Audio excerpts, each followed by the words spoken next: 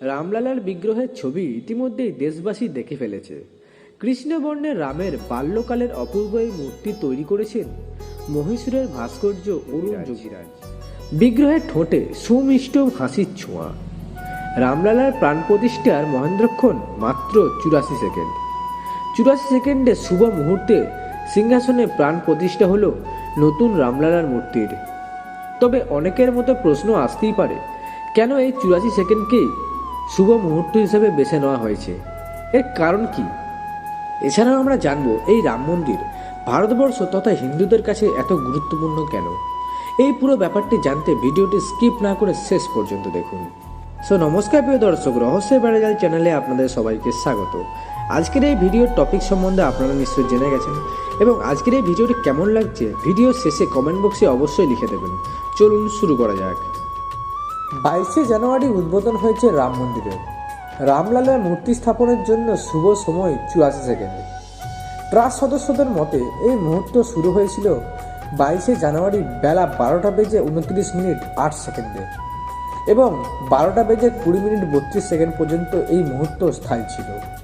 Hindu calendar অনুসারে 22শে জানুয়ারি পৌষ মাসের শুক্লপক্ষের দ্বাদশী তিথি। নক্ষত্র মৃগাশিরা ও যোগ ব্রহ্ম সকাল 8টা 47 মিনিট পর্যন্ত ছিল। এরপর শুরু হয়েছিল ইন্দ্রযোগ। জ্যোতিষদের মতে 22শে জানুয়ারি ছিল কর্ম দ্বাদশী। এই দ্বাদশী তিথি ভগবান বিষ্ণুকে উৎসর্গ করা হয়েছে। কথিত আছে এই দিনে ভগবান বিষ্ণু কচ্ছপের রূপ ধারণ করেছিলেন। ধর্মীয় গ্রন্থ অনুসারে এই দিনে ভগবান বিষ্ণু কচ্ছপের অবতার গ্রহণ করেছিলেন এবং সমুদ্র মন্থনে সাহায্য করেছিলেন। ভগবান শ্রী রাম হলেন ভগবান বিষ্ণুর অবতার, তাই এই দিনটিকে অত্যন্ত শুভ বলে মনে করা হয়, এবং এই দিনটিতে রাম মন্দির উদ্বোধনের জন্য বেছে নেওয়া হয়েছিল। রাম মন্দির উদ্বোধন হয়ে গেছে রামলালার প্রাণ প্রতিষ্ঠাও। এখন আমরা জেনে নেব এই রাম মন্দির কেন এত গুরুত্বপূর্ণ। নাম্বার 1, স্থাপত্যরা। রিপোর্ট অনুসারে তারা বিখ্যাত সোমপুরা পরিবার থেকে এসেছেন, যা বিশ্বব্যাপী 100টিরও বেশি মন্দির তৈরি করার জন্য পরিচিত, যার মধ্যে রয়েছে শ্রদ্ধেয় সোমনাথ মন্দির। প্রধান স্থাপত্য চন্দ্রকার সোমপুরার নেতৃত্বে এবং তার ছেলে আশিস ও নিখিল দ্বারা সমর্থিত। তারা মন্দির স্থাপত্যে প্রজন্মের পর প্রজন্ম উত্তরাধিকার তৈরি করেছে। নাম্বার 2, মন্দিরের নকশা তৈরি করেছেন সোমপুরা পরিবার।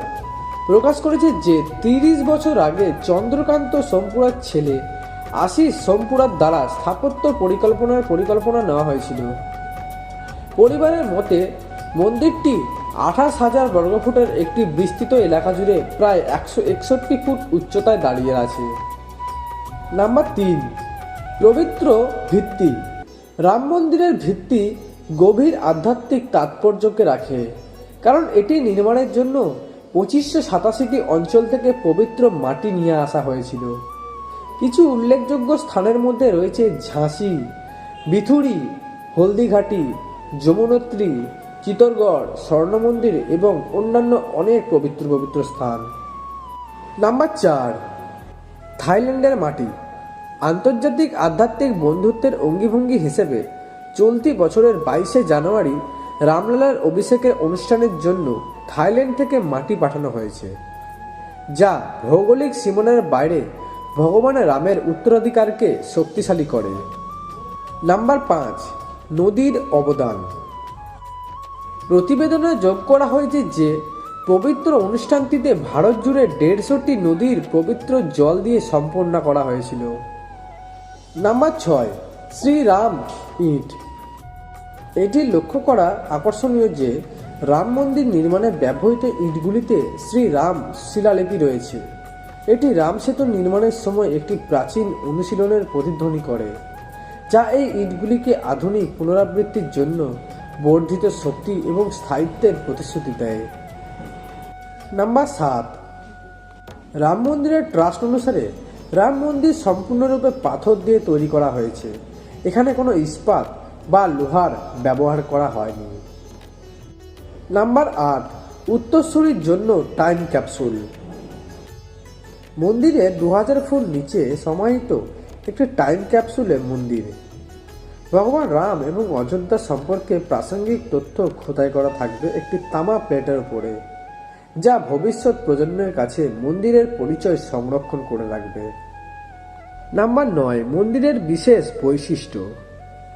নাগারা শৈলীর ওপর ভিত্তি করে তৈরি করা হয়েছে, যা উত্তর ভারতে প্রচলিত।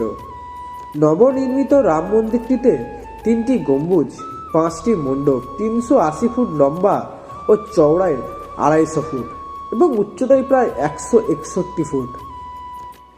মন্দিরে মোট 392টি পিলার ও 14টি গেট রয়েছে।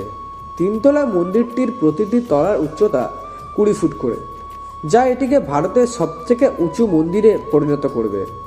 মন্দিরটি রাজস্থানের গোলাপি বেলে পাথর দিয়ে তৈরি করা হয়েছে, যা তার স্থায়িত্ব এবং সৌন্দর্যের জন্য পরিচিত হবে।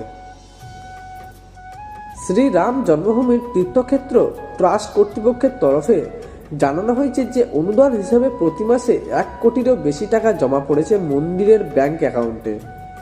কয়েক মাস আগে তারা হিসাব করে দেখেছিলেন মোট 3500 কোটি টাকা জমা হয়েছে স্ট্রিপ অনুদান হিসেবেই। বর্তমানে সেই টাকা আরও বেড়েছে বলে মনে করা হয়েছে। এইসব কারণের জন্য এই রাম মন্দির ভারতবর্ষ তথা গোটা বিশ্বের কাছে প্রচলিত। আজকের এই ভিডিওটি এখান পর্যন্ত। ভিডিওটি কেমন লাগলো সেটি আমাকে জানাতে ভুলবেন না, আর ভিডিও ছেড়ে যাওয়ার আগে কমেন্ট বক্সে লিখে দিন জয় শ্রীরাম। দেখা হবে পরের ভিডিওতে। ততক্ষণ পর্যন্ত ভালো থাকুন, সুস্থ থাকুন। জয় হিন্দ।